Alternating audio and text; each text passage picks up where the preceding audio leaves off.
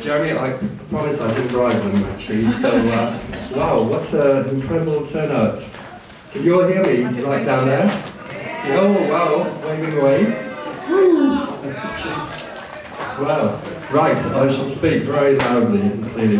Firstly, a very, on behalf of the Eastbourne TSE, a very warm welcome to Eastbourne. I know a number of you come from all over the place, you know, as far away as London. I know there's been problems on the trains, so fantastic. Lots of familiar faces, which is great. Can I just say a few things about housekeeping before we start? If for some reason we need to get out quickly, fire exit is through there. Toilets are upstairs, ladies are further on the right, guys near the reception.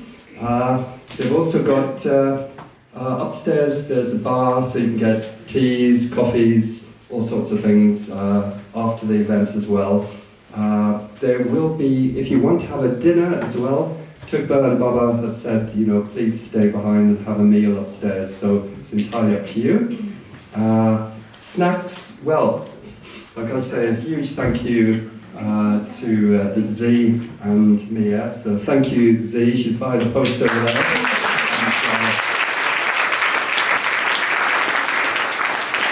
Fantastic. Looks absolutely brilliant, and Mia as well. So really great. So thank you so much, both of you. We will have a 20-minute break at the end of Jeremy's talk, and so you can have some food then. And also like to, please, you know, do have a look at our PSD store, which Marianne, got a wave over there, Marianne's, oh, she got your flag, well done.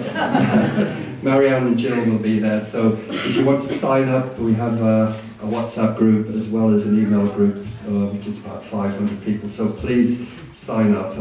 We do a regular monthly newsletter. Right, explain the programme for today. Sorry we're running a bit late, but there's been all sorts of problems and Jeremy's been very busy. Right, we've got our newest member of the Corbynist group over there. Actually. The programme, in a couple of minutes, Garth Hewitt is going to be singing some songs. Garth is very well known, his music is well known throughout the world about Palestine. And in fact, one of his songs, My Name is Palestine, has got at least 300,000 hits. So Garth's going to do some songs in a minute's time, followed by our speaker, we're very honoured and excited about him coming to Eastbourne. Believe me, it's quite a challenge. Jeremy's so well liked and so well booked up in places, but we've got there in the end, actually. He's going to speak on Palestine and Britain's support for Israel regarding the arms side of things, especially. After Jeremy's talk, there will be a brief break to grab a snack and drink, and we'll finish with a Q&A session.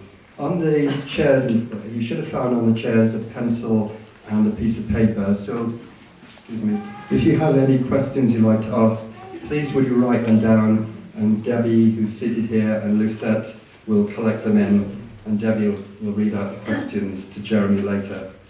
Right, a really big thank you. Firstly to Tugba and Baba and Delilah, who works upstairs, for letting us use this venue. It's very difficult to get a venue that has anything to do with Palestine, and so really great thanks to them. As I mentioned, Z and Mia, lovely, thank you again for the food.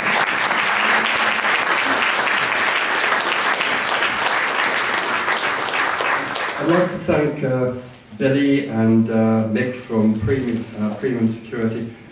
Are you the one? This gentleman's been brilliant. Can I tell them, well I've got to tell them anyway, that this morning this gentleman changed his flight back from Lisbon so he could be here today on time. It's a great...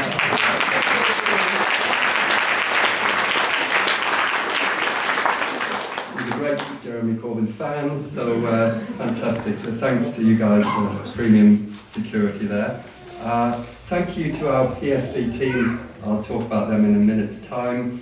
For sort of keeping me going the last few weeks, and also to my family who have known what I've been going through. So thank you for all the helpers, your kind donations towards the event. We are going to have a small collection at the end for medical aid for Palestine. So Gilly and Dave will be standing by the back, and all the funds will be going to MAP, Medical Aid for Palestine, which is a very worthy charity actually. So, and also thanks to Garth and Jeremy. I'll say more about that later. I'll stop up in a minute, but just need to say we do need to respect one another. This is a safe space, and people can ask questions. They do not expect to be shouted at or heckled. Please treat each other with respect. Don't speak over someone else, please. If people breach these conditions, they will be asked to leave the premises. So, I hope that's fair enough. Thank you very much for that. Now, in a minute, I'm going to hand over to Martin, who's my colleague, who a few months ago was actually compared to a Jeremy Corbyn lookalike. In fact, someone came up to Martin. So there you've got a twin.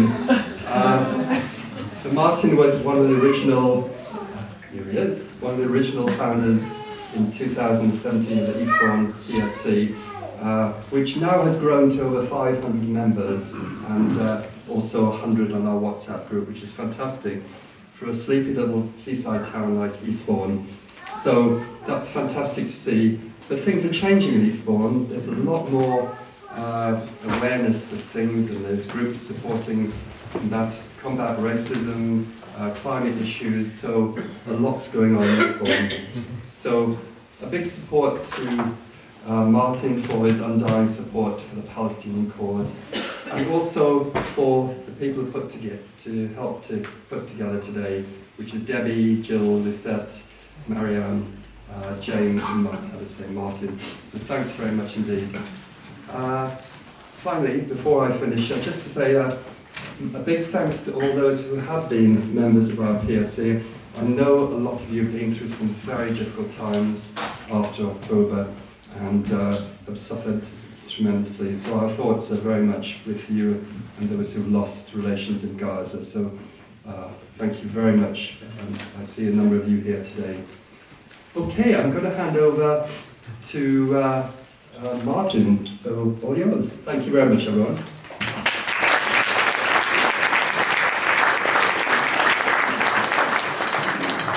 Okay, so I'm just going to introduce Garth.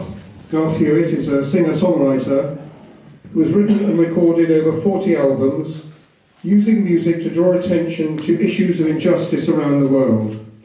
Touring over many years, Garth has visited areas of poverty, conflict, deprivation and disaster to tell the stories in song of the peoples affected by these human tragedies of injustice.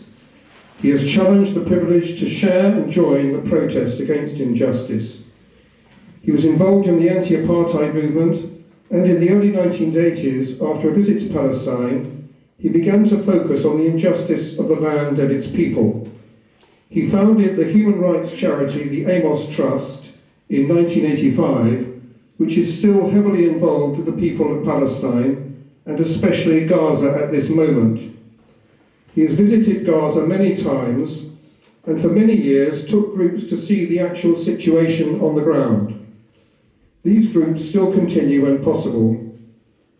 As an Anglican minister, he was made the honorary canon of St. George's Cathedral in Jerusalem, with the mandate, tell the stories of the Palestinian people.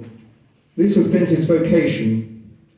He is a long-standing patron of the Palestine Solidarity Campaign, along with Jeremy. So here's Garth now to give us some songs.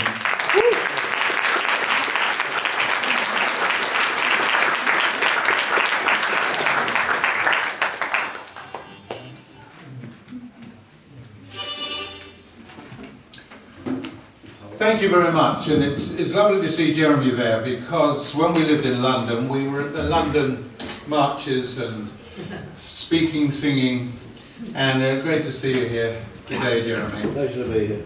And you just mentioned the Amos Trust.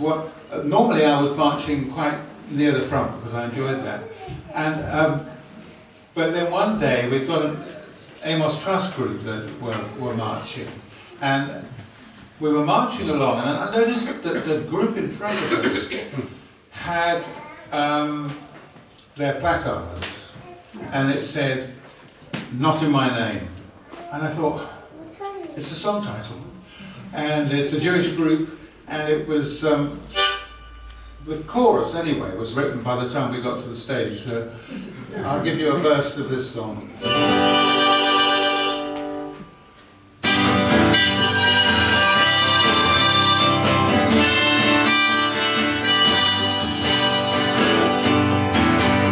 World leaders are thinking the answers can come in the power of violence from the tank and the gun, of bombing the people with rockets and planes. And I want them to know it's not in my name. They say we'll stop the terror by going to war. We'll terrorize terrorists until there's no more. But dealing with the causes would be the better way. And until we do, it's not in my name, not in my name, not in my name. When you go to war, it's not in my name. As the bombers are bombing and the innocent is slain, I want you to know it's not in my name. Oh, put down your weapons, ask the question why. People are so desperate that they're prepared to die. Take time to listen to other people's pain, and until you do, it's not in my name, not in my name, not in my name. When you go to war, it's not in my name. As the bombers are bombing and the innocent are slain, I want you to know, not in my name. Well, could it be the arms trade? Could it be the oil that fuels our desire to kill and despoil? While this planet's in peril, you want financial gain? Well, that's why I say, not in my name, not in my name, not in my name. When you go to war, it's not in my name. As the bombers are bombing and the innocent is slain, I want you to know it's not in my name. Well, call me old-fashioned, call me naive, but it's something to do with what I believe. Those that live by the sword are gonna die by it too. I think that's true, so it's not in my name, not in my name, not in my name. When you go to war, it's not in my name. As the bombers are bombing and the innocent is slain, I want you to know it's not in my name.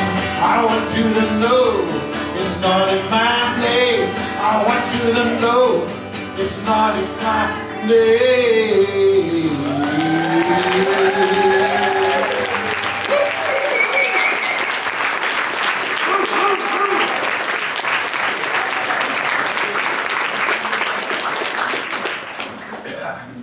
Thank you.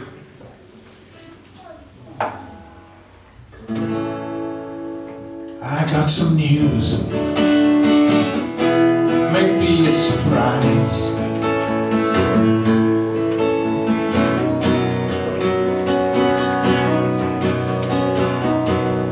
I've got some news, maybe a surprise. It's a basic truth I've come to recognize. It may come as a shock, it's only known to a few, that Palestinians are humans too. If you share the secret, if you say it loud, you're gonna be criticized without any doubt, 'cause they hated and despised and denied their rights. Strangely, they're precious in God's own eyes.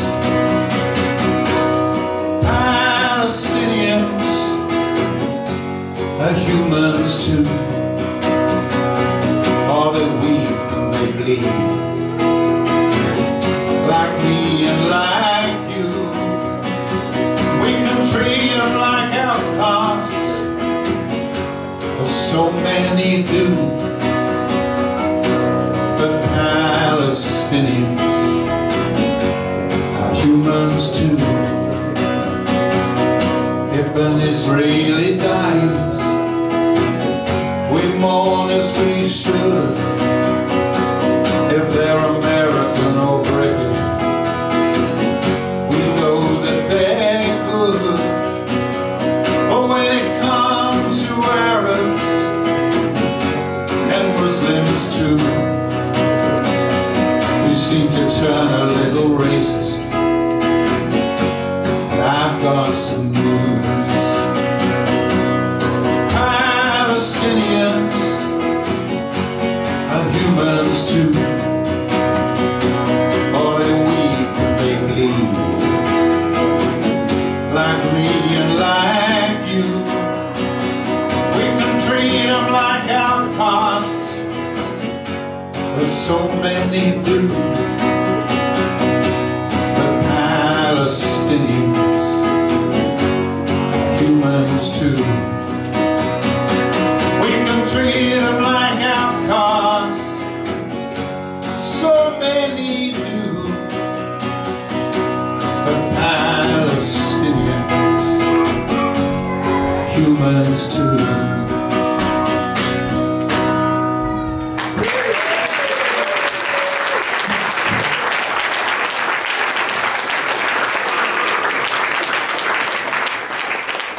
Thank you very much.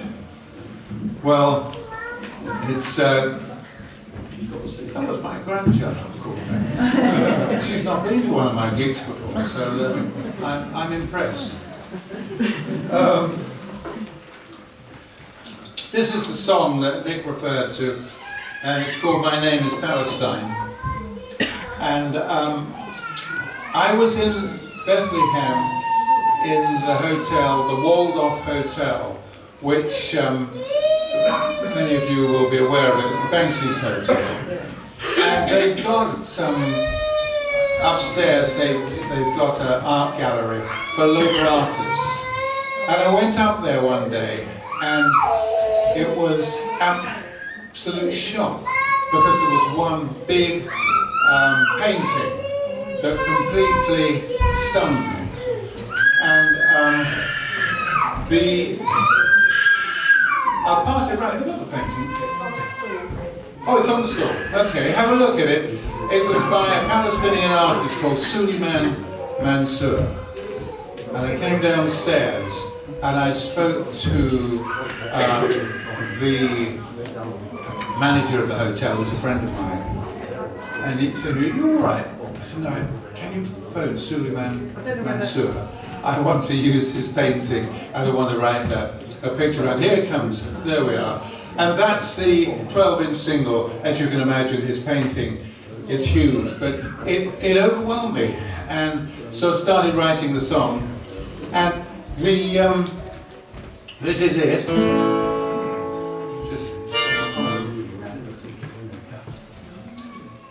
Let's just check what key we're...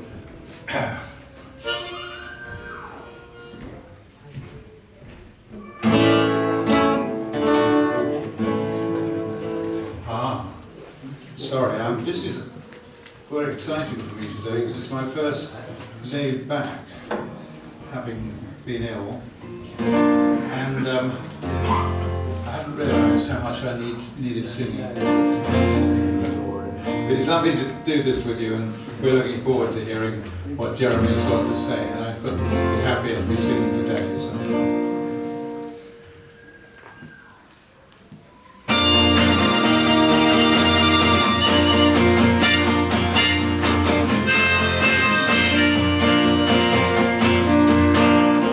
Voice cries out in the wilderness. I hear your call, but I don't know her name. The voice cries again in the wilderness. My name is Palestine, I will remain. She's holding the flag strong cry.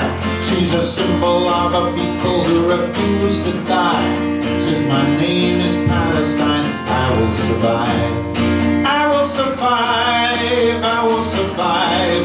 My name is Palestine, I will survive. I will remain, I will remain. My name is Palestine, I will remain. The forces of darkness can't extinguish the flame of the freedom in your eyes, the love you retain. These are more powerful than the weapons of war, with its terror and lies, but you bring something more. And all across Palestine they've had enough of killing and wounding from Israeli guns. Want no more occupation, no more siege, no more brutality, they just want peace. I will survive, I will survive. My name is Palestine, I will survive. I will remain, I will remain. My name is Palestine, I will remain. Make a road in the desert for a new dawn to come. Make a road in the desert for equality to bloom. Make a road in the desert, the human rights to come. Make a road in the desert for freedom to come. It's a place they've tried to make disappear. It's a people they tried to make you fear, but the welcome they give you always means Palestine gets under your skin. I will survive, I will survive. My name is Palestine and I will survive. I will remain, I will remain. My name is Palestine, I will remain. She's holding the flag so very high, raises her voice with such a strong cry. Symbol of a people who refuse to die. She says, my name is Palestine, I will survive. My name is Palestine, I will survive. My name is Palestine, I will survive. My name is Palestine, I will survive.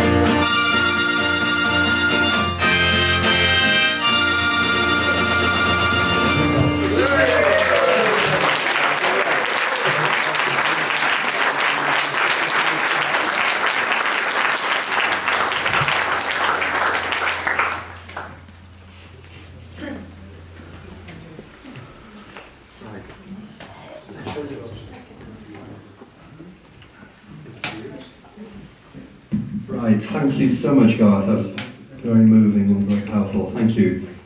Thanks also to Carol for doing the sound system. Much appreciated, Carol.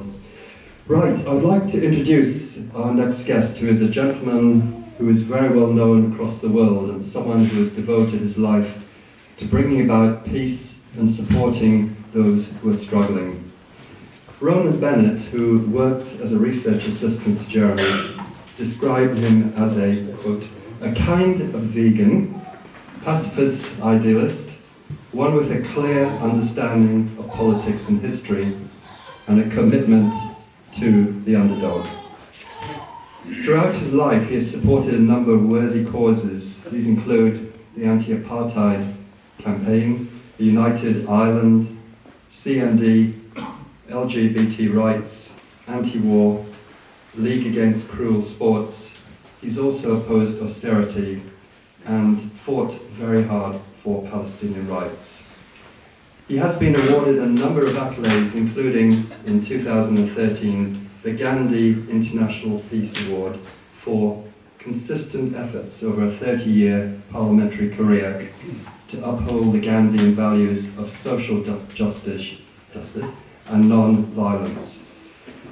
There are many other awards, such as the Sean McBride Peace Prize in 2017, and, don't know if you know this, He won the Parliamentary Beard of the Year award a record 6 times, is that right? Right, just thought I'd dig that one out. As leader of the opposition from 2015, Jeremy soon won over the hearts of people, especially the young.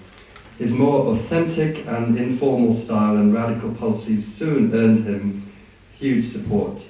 And this was witnessed, as some of my family were saying, even at Glastonbury, where they were there in 2017, I believe.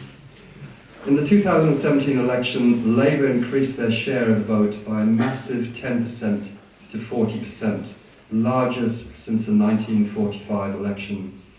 They came so close to winning, and think how better things would have been had the election resulted.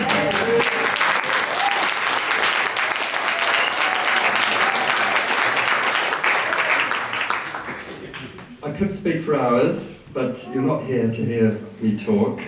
It gives me and the Eastbourne PSC great pleasure to introduce our speaker for today, the independent MP for Islington North, Mr. Jeremy Corbyn.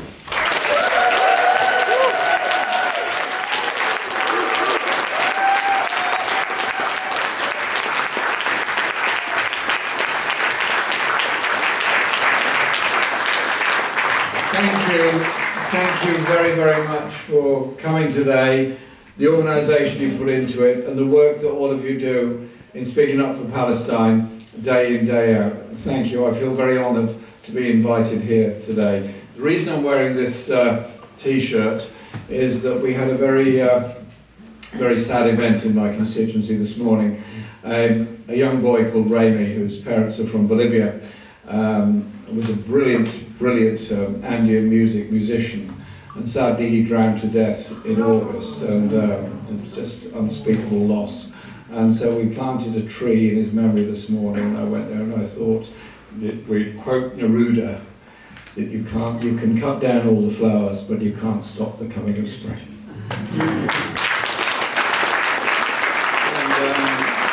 After that, I've been to the We Demand Change event in Canning Town, the East End of London, and even I was astonished that 2,000 people came to it today.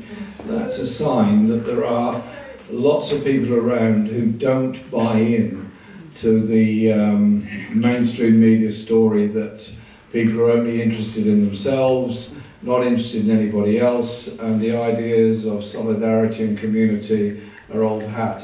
That is simply not the case. The numbers of you here today show that's not the case. And so I do think we need all of us that are active in any form of campaigning and demanding and solidarity to have confidence and give hope to others, because hope is a very, very precious and very important commodity that you've got to be able to put across in all the campaigning work that you do. And so I was thinking a lot about coming here today and what I would say and what I would talk about. And first of all, what a fantastic day to come. I mean, the sun's out, the sky's blue, the pier looks great, I mean, goodness, and we're all inside having a meeting. But that's just our sense of humour, isn't it? So I just wanted to really share some thoughts with you about arms trade and legal issues, as well as obviously support for the Palestinian people. And I cannot ever sort of quite get my head around the horrors we're watching on television. Like many of you, I'm sure, I come home at night, I usually get home quite late, so I end up watching television sort of 11, 12, midnight, 1 o'clock, that sort of thing. And then Al Jazeera is coming in live from Gaza. Even I find it hard to watch. When you see live on television, bombs falling on people's homes, children dying and starving, doctors coming on explaining that they've got no anaesthetic, they've got no even antiseptic, they can't clean wounds, they can't take care for people properly, and they're just devastated that what they're trying to do is almost impossible. And then, I've come back to this, I've been to Gaza many times, literally within 5-10 kilometres of where those doctors are standing, There's any amount of water, there's any amount of food, there's any amount of anaesthetic, there's any amount of anything that anybody could need to treat somebody who is ill. This is a deliberate, vindictive act of starvation and abuse of a people, the Palestinian people, and it's got to stop. The aid has got to get in, the ceasefire must be observed, and we've got to give some hope and some solidarity to the people of Palestine. And when I talk to my friend Mads Gilbert, a professor from Norway who has been in Palestine many, many times in his life, and indeed he was offered a safe passage out during Operation Cast Lead all those years ago. He refused to leave. He carried on operating all through the bombardment and everything else. And he keeps trying to get back to Gaza.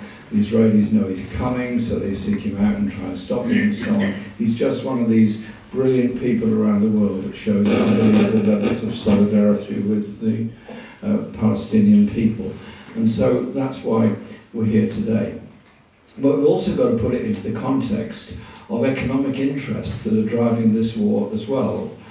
The economic interests of the huge amount of gas and oil reserves off the coast of Gaza are a factor, I believe, in this conflict. Not the only factor, but a factor in it. And the levels of money made by the arms industry and arms exports is absolutely phenomenal. Through the Peace and Justice Project, we produced a book last year called The Monstrous Anger of the Guns, which is a book about the power of the arms trade around the world in pretty well every country, and the book covers a large number of different countries and different chapters and different authors for various parts of the book. But the global figure it comes up with is the amount of arms expenditure that goes in globally across the world is $2.4 trillion. Almost 40% of which is spent by the United States, the rest by the rest of the world. Now just think about that figure for a moment, 2.4 trillion. And that expenditure is going up dramatically this year, will next year, and will, on current predictions, for at least the next 5 years. And then you look at where that money comes from. Pretty well all arms expenditure is actually public money. It's all taxpayers' money going into buying and constructing and selling weapons, or buying weapons from somewhere else. And Britain is not the biggest arms exporter to Israel, but is a crucial part of it. Particularly the parts for the F-35 jets that are made in Britain. It couldn't fly without the British components. A number of us in Parliament have consistently demanded from David Lammy, from Keir Starmer, and before that from Rishi Sunak and others, and David Cameron, to halt all arms supplies to Israel and to withhold all licenses that they apply for. Eventually, Lammy came back and said they were going to suspend 30 licenses but keep the other 300 going. We still don't really know what those 30 licenses were or are. And he then was going on to say they're going to suspend continuous arms supplies to Israel, but they cannot end the supply of parts for the F-35 jet because it would damage the program, the global program for that plane's production and operation. Well, it's that plane which is bombing Gaza. It's that plane that is bombing the West Bank. It's also that plane that's bombing Beirut and bombing other places. So if we are serious, and if the government was serious about halting arms supplies, they would immediately say no parts whatsoever for that plane to end the use of it. And it couldn't last very long without the replacement parts that are so necessary for it. And so these are just some of the demands that we keep on making. And then this week we had the budget. I'm not going to say too much about that because that would get everybody too excited and I'll go on for too long. But I just want to say this, that that budget and the statement the week before has taken £5 billion out of welfare expenditure in this country, will cause an increase in poverty amongst the poorest people in our society, and will deny personal independence payments to some of the most desperately needy people in our country. Now, I'm sure there are people in this room who know what it's like to try and apply for a personal independence payment, the complications you go through, the tests and the hoops, and the difficulty of keeping it. It's not easy to get, it's not given out willy-nilly, it's actually hard to get, and it's absolutely vital. Take it away from people, what happens? They're in a dreadful state, they can't look after themselves in the most basic way because there's nobody to help them do it, unless another member of the family gives up their life and gives up their work in order to become a carer because the community as a whole is not prepared to pay for the care. I'm sorry, I say to Keir Starmer and to Rachel Reeves, I don't want more money on arms, I want the money necessary going into the benefit system to make sure that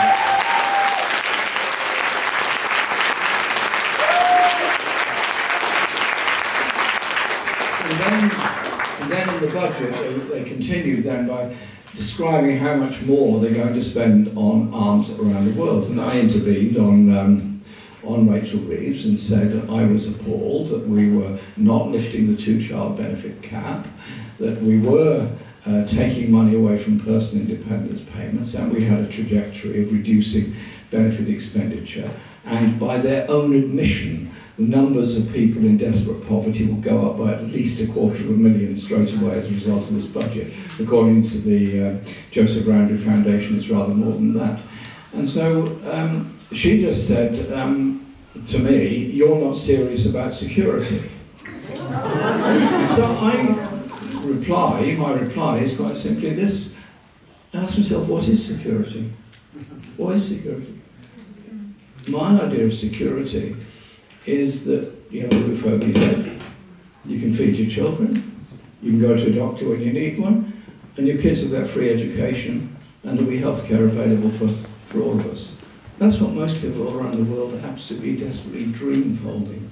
And so I'm not naive about the wars that are going on in Ukraine, in Gaza, or in Sudan, in Congo, in Yemen, or whatever. What I've yet to hear from our government, either this one or the previous government, is the words peace and United Nations or whatever coming into those statements. Instead, they just go on and on about ramping up arms sales, ramping up weaponry, and it's been left actually to the Pope and African and Latin American leaders to actually lead the way on trying to get a ceasefire in Ukraine for a very long time. Surely to goodness, the function of government is not to start wars, but to stop wars and to take away the causes of wars in the first place.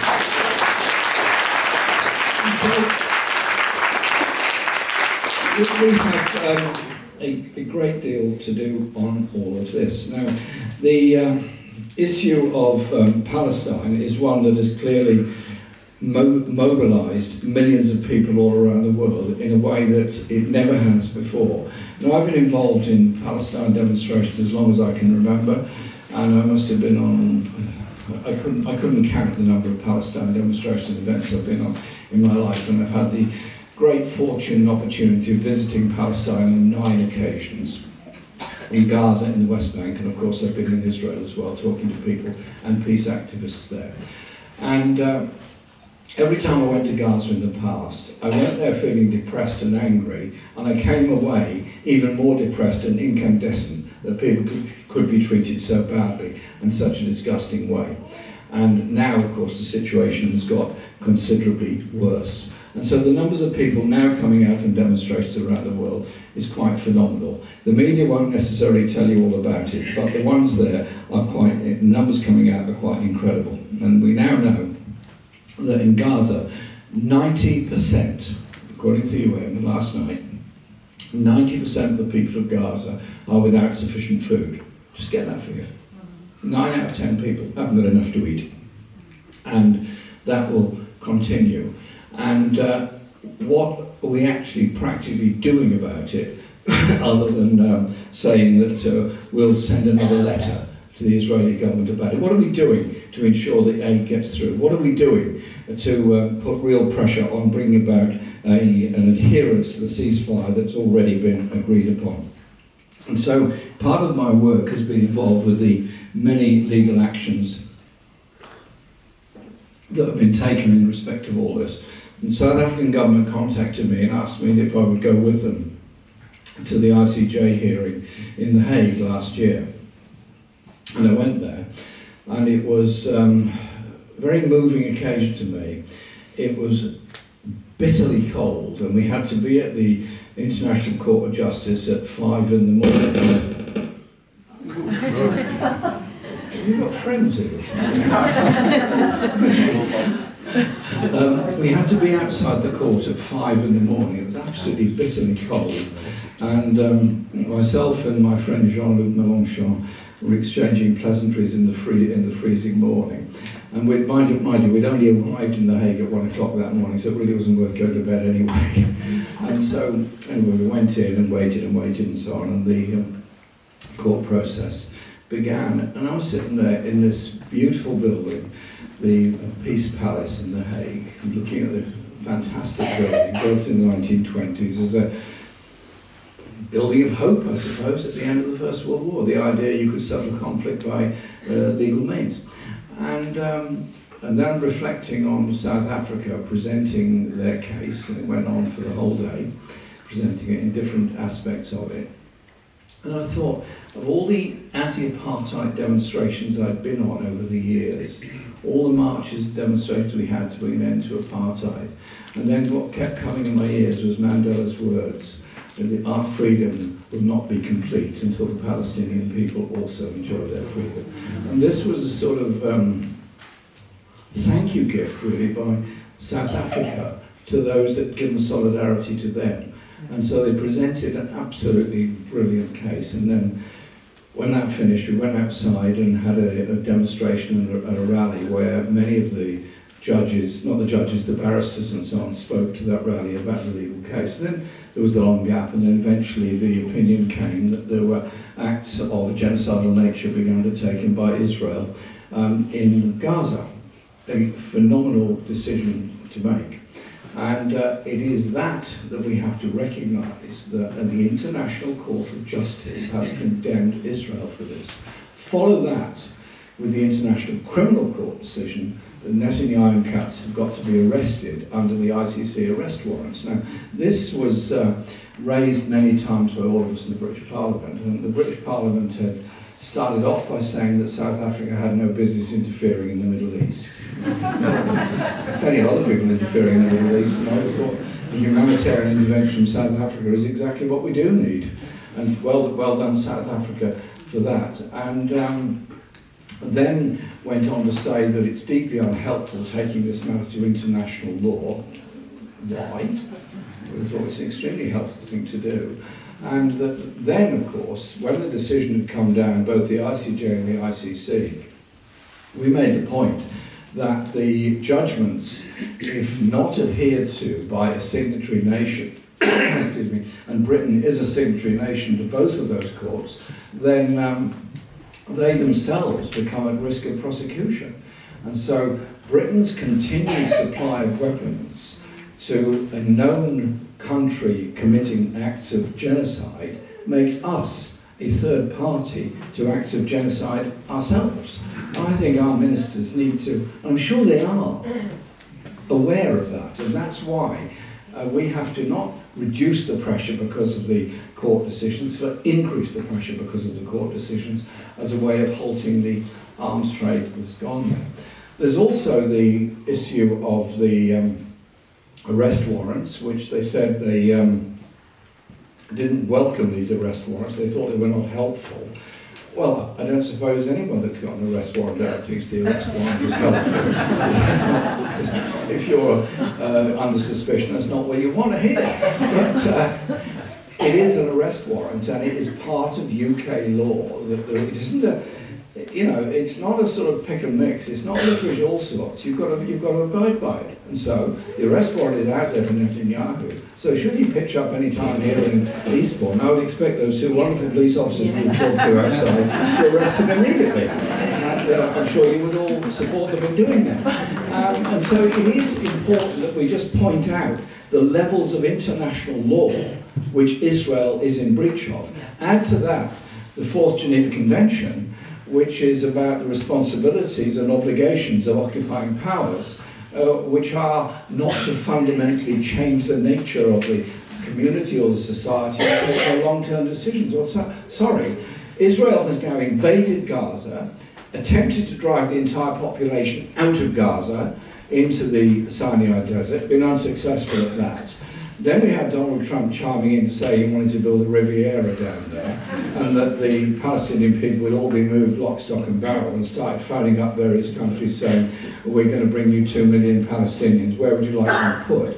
I mean, we're in the sort of realms of madness here. And so the Palestinian people, no, they've stayed put. They already suffered the Nakba in 1948. They stayed put. They're not leaving. They're not going anywhere. They are staying in their land. And it's Israel that's got to withdraw from Gaza completely and also end the occupation of the West Bank. And so it is also about the West Bank, because whilst all the media attention is on Gaza, the issues in the West Bank are absolutely horrific at the moment. And I have many friends who contact me there. I often get calls and messages from my good friend Mustafa Barghouti, who's an independent member of the Palestine National Authority, Palestine National Initiative, and he sends me very useful information. He keeps in touch with us in Parliament. I've also wanted, if I may quote briefly from a very good article written by my friend Ofer Kasif. Ofer Kasif is a member of the Knesset. He's elected member of Parliament, he's a Jewish man, he's a practicing Jew, and as far as he's concerned, what's happening in the name of his country is truly appalling. And he and I have done a number of events together, including a very big conference we spoke at in Mexico. I'll just read this part, because this is, I think, significant. He describes, first of all, about how attackers arrived.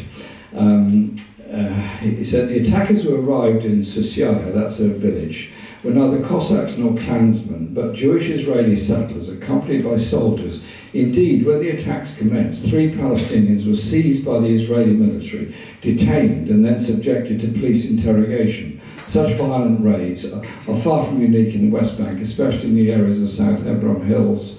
And then he goes on to say, most of these attacks go unnoticed by the rest of the world, but this one was different.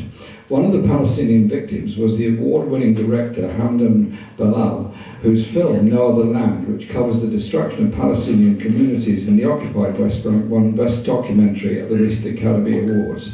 For hours, the military didn't officially disclose his whereabouts, and attempts to locate him failed. When the Israeli Defense Force finally issued a statement, they absurdly labelled him and his fellow villagers as terrorists. This is when the settlers invade the village. The villagers are the terrorists because they're delaying the settlers' attempt to take it over. And he then goes on to say, this facade of justice, when law is nothing but an empty shell, is typical of how the Israeli occupation works. Under its veneer of legality, the most brutal savagery is legitimised and the role of criminal and victim inverted. In the past 3 years, I've submitted numerous complaints to the Israeli Ministry of Defence. And he then goes on to describe that Benjamin Netanyahu's government hasn't just stood passively by and allowed this to happen. It's actively allocated funding and weapons to the illegal settlers. Last June, the Armed Conflict Location and Events Data Initiative found that armed settlers, some of whom have formed their own... As many as I can, and I'm not quite certain how much time we've got. The first one. Given that the Prime Minister is a human rights lawyer and therefore understands international law and the definition of genocide, can you explain why you think he is unwilling to hold Israel to account, voice concerns for the Palestinian people, or stop militarily supporting Israel? Is this the same for other politicians? Obviously, I don't know what motivates him in that. I have raised the issue directly with the Prime Minister on several occasions about the law of genocide, which is one of collective punishment of people and attacking people because of their ethnicity, their social grouping, or their faith.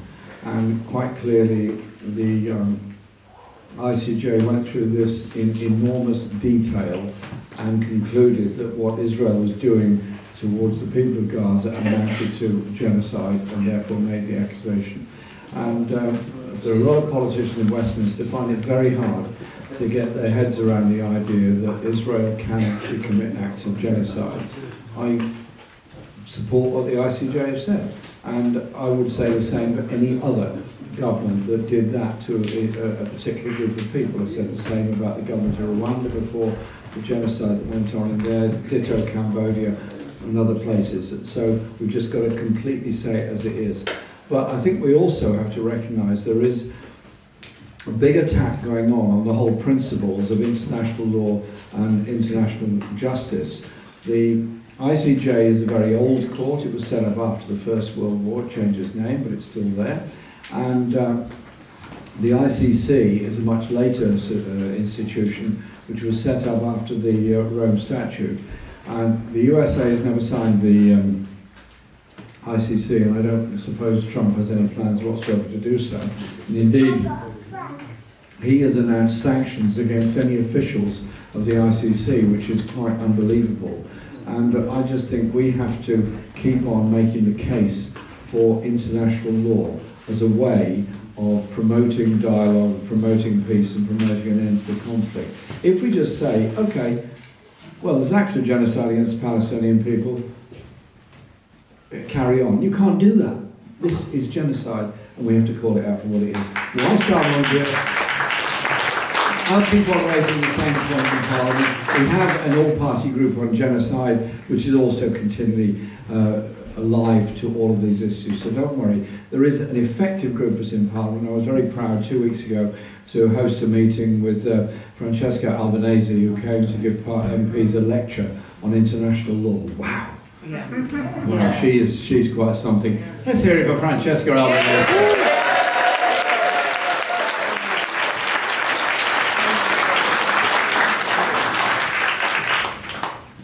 If you knew what the backlash internally from your party would be after refusing to comment on the bogus anti-Semitic allegations, is there anything you would have done differently? And is there anything truly you could have done to prevent the false attempt at staining your character, or was it out of your hands? I stand by everything I said and everything I did, and I make no apology for it. I said so because I hate racism.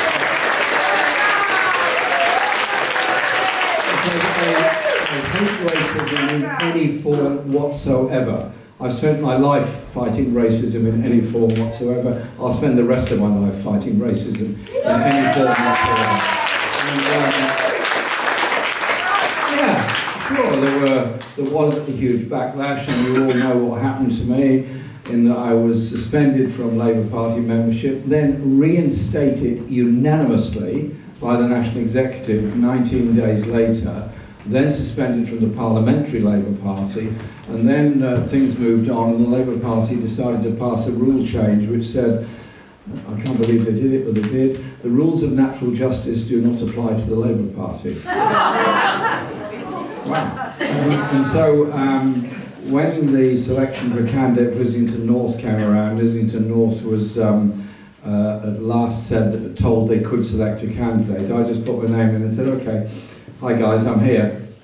And wrote to the General Secretary and said, can my name be considered, please? And I didn't know they could act so quickly. Within 5 minutes there was a reply saying no. And I then said, what's the route for appeal? There are none. So what do I do now? Nothing, go away. So I did the only thing I could do, which was to say, well, okay, if you won't let the Labour Party members in Islington North make a decision, then I think the people should make that decision. So I put my name forward as an independent candidate, and we got elected.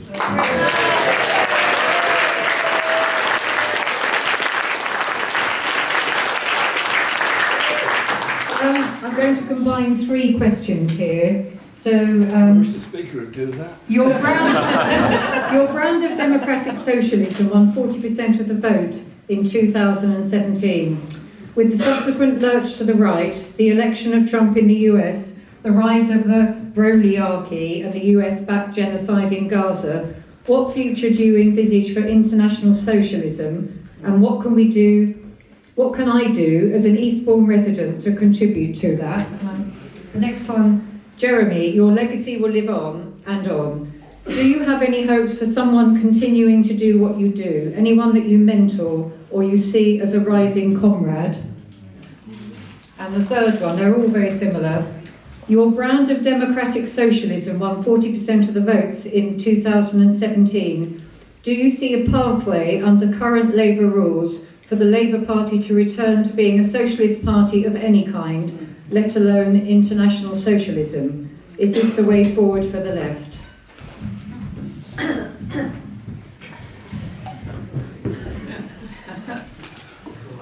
believe in public ownership of water as well.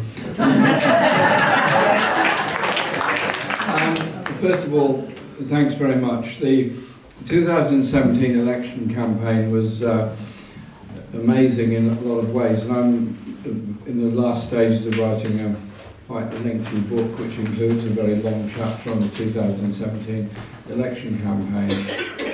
And I remember the day that campaign was announced, when we went to my office and I arrived as usual sort of in the morning, and somebody said, "Have you heard the Prime Minister's making a statement today?" And I said, "No." "What?" They said, "Oh, she's going to make a statement outside Downing Street." And I said, "Okay." And they said, "Well, it all depends on the podium she has, whether it's a state thing or a party thing." So he said, if someone comes out with a crest on it, she's going to make some important state announcement to do with the royal family or something. And if it's a plain one, it means it's something else. Could be an election being called. So we turned on the television. We were staring, waiting for this podium to come out and say, "Yeah, it's an election." So she comes out and announces the election. Quite honestly, everybody was very shell-shocked. I'm sure you all were as well at the time. And we were then at, the opinion polls were doing very badly for us. We were at less than 24% at that time, April 2017. So I just called all the office together and said, "Oh, come in." I said two things. First of all, be quiet. Secondly, look out the window. I said, "Why?" I said, "Just please, for once, do as I ask. Look out the window." So they all did. And they said, turned around and said, "What do you see out there?" And people said, "Quite. That's who we're campaigning for. That's who we're fighting for. We're going to go out now and we're just going to fight. We'll take a rally everywhere. We'll take the campaign out to people." And the following day, we did the first outdoor rally in Croydon. 500 people turned up at 2 hours' notice. And we did 100 rallies in that election campaign. And our support went from 24% to 41% during that campaign. And unlucky with the electoral system, and this is in the book, more than unlucky with the systematic undermining of the campaign by certain people, which did make a difference. But we didn't win, and I take responsibility for us not winning, likewise the others. But we did what we believed in. We produced manifestos that were transformative and are transformative, and we've got one there, thank you. And at the end of the day, is our society going to be better off if we allow privatised utilities to continue fleecing us in gas, in water, in electricity, in Royal Mail or anything else? Or is it going to be better off if they're actually publicly owned and publicly run? Are we going to be better off if we take money away from the very poorest people with often very profound disabilities and instead put money into the arms industry and continue tax breaks for the super rich? If we want to live in a coherent, cohesive society, you've got to reduce the levels of inequality within that society and give real opportunity and real hope to the youngest people in our society. And in the manifestos, I was and remain very keen on a different and more inclusive education system. It's over-testing, over-competitive, and leaves too many young people behind. Yes, there are people who do very, very well. They get the straight A's, they get to Oxbridge, etc. Good, well done them. But there's a whole lot of young people are traumatised by a feeling of failure far too young in life. You can't do that to young people. You've got to give them hope. You've got to give them opportunities, which is why I wanted to radically change education and the teaching of history and what goes with it. The question you ask about, is there hope? Yes, of course there is. I look around the place at the people that fight back and win. The postal workers, the rail workers, and so many others that fight back and win. Those that fight back and defend and increase and improve their hospitals. Those that want to bring about a better and more coherent society. And don't be fooled that around the world there aren't lots of people who also want peace, also want justice for the Palestinian people, also want to see an end to the other wars. They are absolutely there, which is why I am part of Progressive International, and it was my joy to go to Brazil to work with and observe and support the election of President Lula. And to me, it was an amazing experience going into the very poorest neighbourhoods with an incredible level of political understanding of what they were up against with Bolsonaro and why they were supporting Lula. And of course, he did just about succeed in winning that election. And so, yeah, there are places around the world and hope around the world, and that's why we should not allow refugees to be blamed for the problems of the world. I've been to Calais on a number of occasions, and I just talked to people there, what they've been through, walked virtually from Afghanistan, just walk, trucks, bus, whatever they can do. No money, very little hope, don't fully know what's happening to them. And then you read the British press saying they're enemies, they're trying to invade. Get over it, guys. These are decent people who've been through a hell of a bad time. What's happened to our humanity? We blame them for being the victims of wars that we ourselves funded and were involved with. When you get involved in a war, responsibility doesn't You've got to hope, yes. Is there a better future around? Yes, but we've got to work for it. Hope is something that we have to spread by our own actions, by our enthusiasm, and by our imagination. Please do so.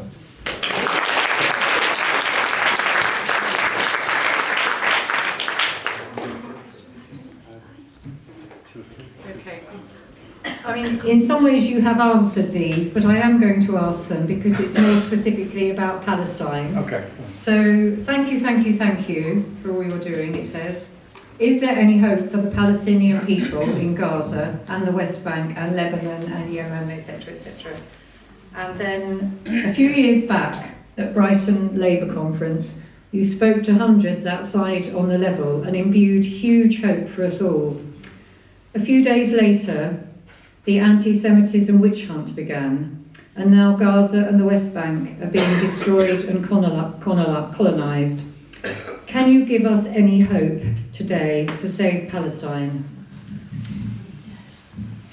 A few minutes ago, where's she gone? We were talking to a lawyer in Gaza. Okay.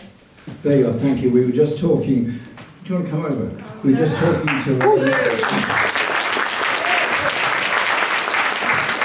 Gaza, and I was giving him a message from this meeting to say how strongly we support him and we support the Palestinian people. He's there, he's doing his best, as lots of others are. They have no choice but to fight back and hope and fight back to try to develop their own society. And so I think we just have to say, yes, of course there's hope, of course there's determination. The Palestinian people are incredibly resilient, but maybe if you could describe his situation, that would make it real for our meeting. Do you mind? Yeah. So my friend is a lawyer. He's lost his mother. He had a younger sister. I can read his story if you want. It says, my name is Mahmoud. I'm 27 years old, a newly graduated lawyer. My family and I live in Gaza and are facing unbelievable horrors. My mother died because of this war. We are not allowed to travel. They neglect us and we are not able to pay the high fees for survival. I injured my foot and we lost our home. We now live in a tent and cannot bear the suffering.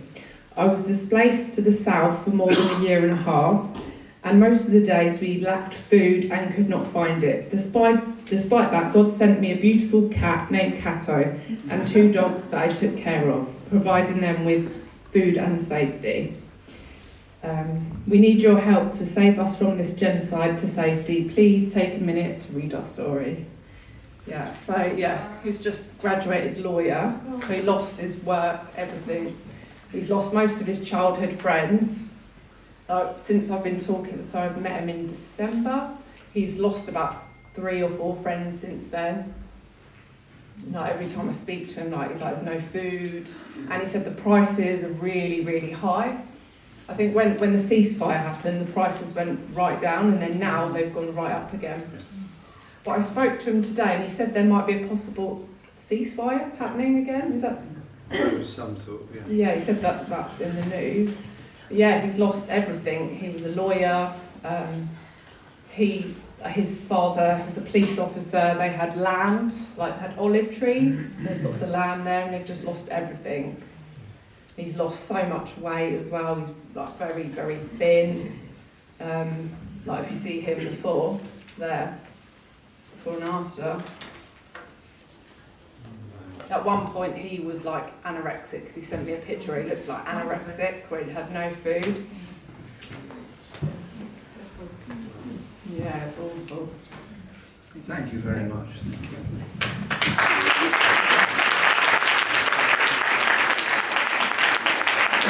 We find it very strange that we can talk to somebody on a mobile phone living in a tent in Gaza and give them obviously moral support and encouragement, but we can't get them out, we can't get them the food that they absolutely need. There is some possibility of another ceasefire, but I think as people in that situation, we just have to give them our solidarity in every which way we can. So thank you very, very much for that. Thank you. For giving this opportunity. So I obviously keep in touch with quite a lot of people in Palestine in different places, and their sense of strength and organisation is great, and the villagers that are fighting back against the settlers trying to destroy them and take them over. But you have to sort of understand the sheer brutality of the situation where Israel built the separation wall, taking land and water away from particular villages, and then settlers go into villages and attempt to burn them down or destroy them. It's the settler violence, and so it is a question of the mainly European and North American governments actually being really serious about sanctions on Israel for its genocidal acts against the Palestinian people. They can't go on forever just pretending it's limited, it's not this, it's not that. And we, because of our arms supplies, and the USA, are absolutely complicit in all of this. And so we have to keep saying that, doing that, and making those demands politically. Now, Parliament, where I work, is one of the most frustrating places in the world, as you can probably imagine. However, you kind of watch what goes on there. When the two front benches did what they thought was some really clever manoeuvre to prevent there being a proper vote on a ceasefire, you might remember this, and they thought they were really sort of great, we've prevented any vote on a ceasefire, we're all protected from the anger of people who think we should have voted for a ceasefire. And so they made this, and I heard them afterwards in the tea room and so on, we saw them off there, we sorted out the SNP and their little manoeuvres. It was like a kind of student union game type of thing. Yeah. I was actually really angry about it. And then, that weekend, there was a huge number of Palestine Solidarity Campaign demonstrations all over the country, including lots of direct pressure on MPs. A week later, I'm listening to the same people in Parliament making sure that in every remark they made about Palestine, they included the words ceasefire, because they felt they had to somehow or other justify the fact they'd taken part in this manoeuvre to prevent the UK Parliament even voting on it. They didn't want to have their names put in there. So we force other votes and we keep on forcing it. But it's not all going to be finished and won in Parliament. It's a bit of action everywhere that will make that difference. And that's why we're here today. That's why 200 of you in Eastbourne are doing such a fantastic job. Multiply that by all the other towns and cities around the country. That's an awful lot of people. Let's keep on making lots of noise.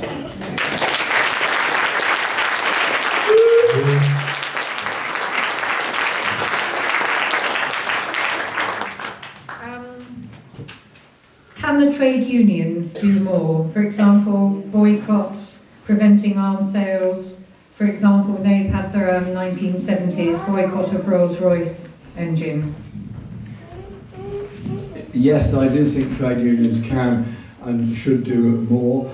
A number of unions are doing stuff and are quite helpful and are supportive. The RMT, for example, have been regularly in support. The UCU have, the NEU have, PCS have, the Bakers Union have, a number have. There are others could do far more.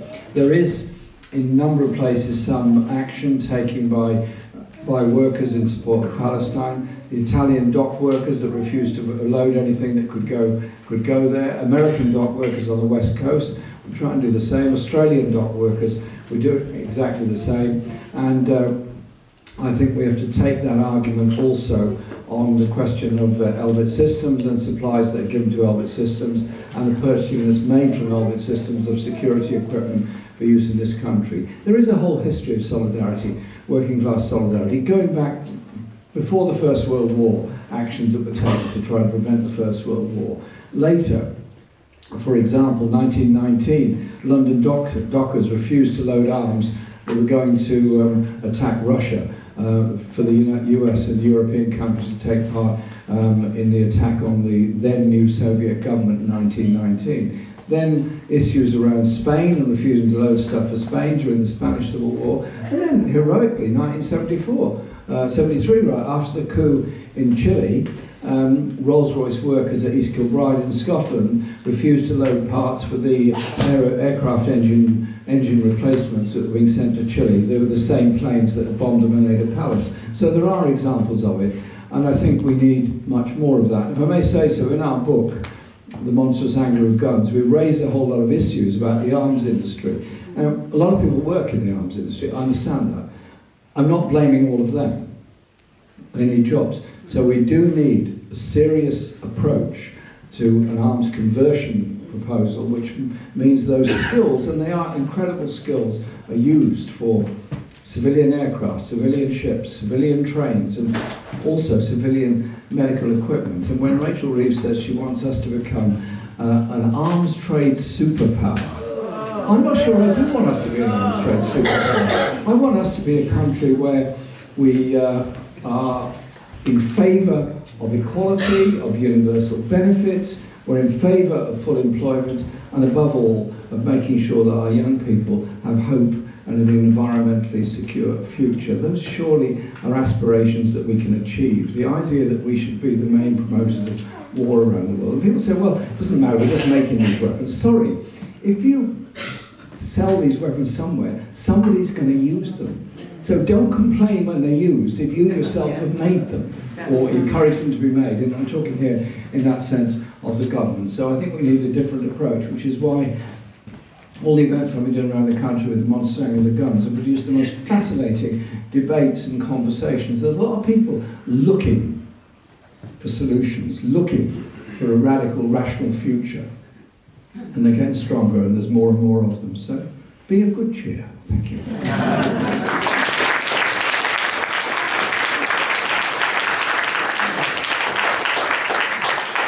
So Nick tells me this has to be the last question, so I've got 3 here. Just to combine them. I think they're on a similar theme. So why are our British journalists not doing a better job of informing, educating and reporting on Palestine, e.g. BBC broadsheets? This one asks about the Israeli lobby and why do you think they hold so much influence in the UK media and the government? And are you worried about the lack of media coverage of many of the Gaza protests? So they're all a similar thing. I've lived a life where it's normal for the BBC and ITV and Sky not to report protests, but it's slightly beginning to change, and I was quite astonished when I was doing a discussion on Wednesday night on BBC, and they came up with a film of us at a protest with disabled people against the cuts and Stop the War Coalition together outside Downing Street protesting about the budget, and BBC showed the film, which I thought was good. It was a big improvement. So well done BBC for Wednesday night. I'll leave the rest of it out. Wednesday night was an improvement. Yes, there are journalists who decide they don't want to upset their owners and want to try and present a narrative that always paints the Palestinian people as the cause of the problem, not the victims of the occupation. They often refuse to use the words occupation, and often still are very reluctant to use the words genocide in respect of the ICJ opinion that was given, very powerful opinion that was given. Is there a lot of lobbying that goes on? Yes, there's a huge amount lobbying that goes on. I think it's less and less effective because there are more and more Palestinian voices, and I think in promoting solidarity with the Palestinian people, we shouldn't always just present the Palestinian people as victims. Yes, of course they're victims of occupation, I fully understand that, but they're also people with ideas, with culture, with art, with music, with hope, with scientific research, with literature and everything else. It's a cultural attack on Palestine that we're seeing all the time in our media and by the Israeli occupying forces. So one thing that really cheered me up no end, it was quite short, was a film of a group of young people in Gaza last year sometime, showing a film of themselves doing breakdancing. It was fantastic. It just showed young people being happy, engaged in Gaza as young people would be all over the world. So let's treat the Palestinian people with the respect they deserve, despite the awful hand that history has dealt them. And so it does mean questioning what goes on in the media. It does mean engaging with the media. Now, yes, the media is very powerful.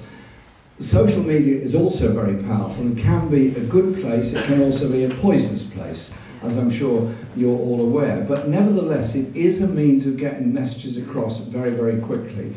And so I use all of the platforms, X, Twitter, formerly Twitter and so on, all of them, and just keep putting stuff out. And somebody is going to pick it up somewhere. That does begin to start changing the debate. But it does mean you have to engage in a responsible, respectful way, and do not engage in abuse on social media.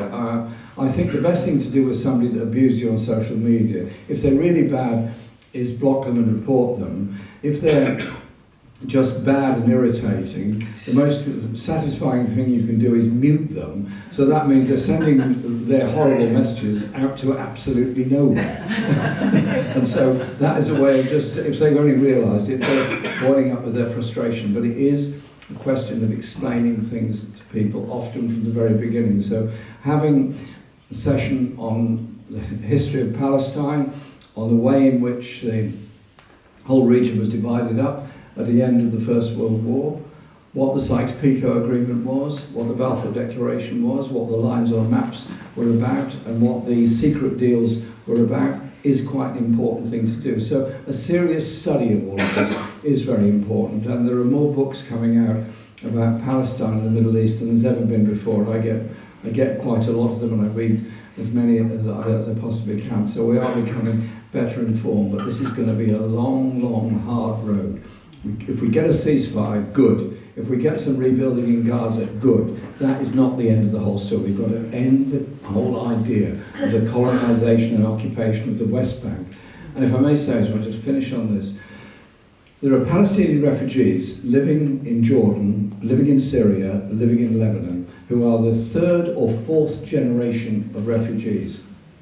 I've never forgotten going to Sabra and Chantila in Beirut with the late Sir Gerald Kaufman, who was passionate in his support of the Palestinian people at the end of his life, absolutely passionate.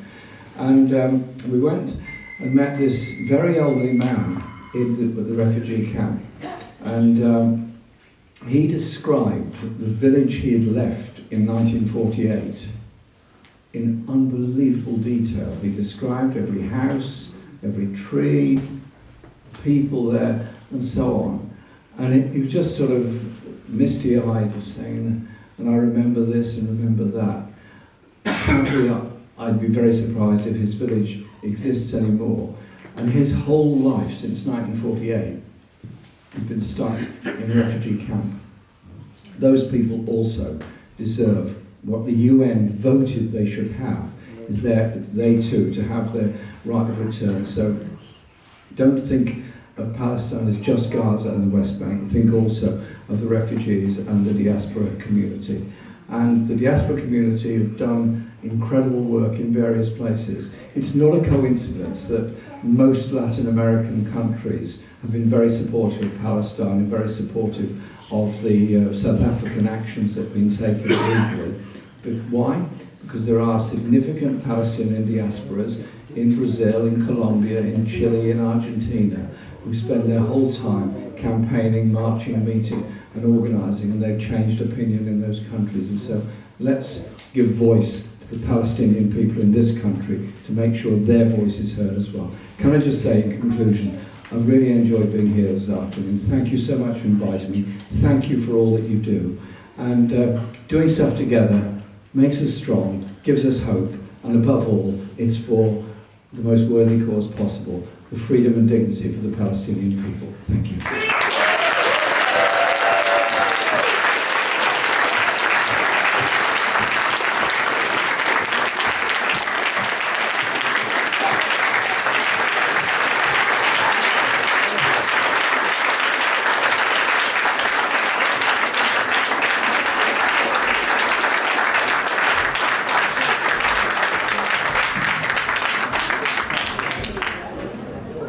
Thank you all very much.